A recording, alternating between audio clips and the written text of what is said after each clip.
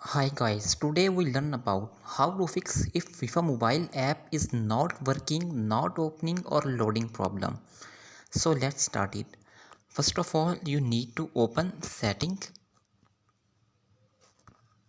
Now click more settings, click app manager.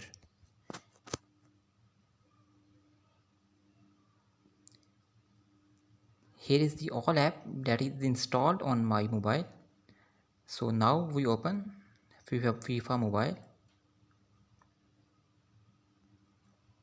Now click storage, click clear cache and clear data. After that, just restart your mobile. After restarting your mobile, FIFA mobile working is properly on your mobile. If your problem is not solved, then you need to uninstall FIFA mobile and go to the Play Store and then reinstall latest version of FIFA mobile. This is how you can solve your problem if FIFA mobile is not working, loading problem or not open. So thanks for watching.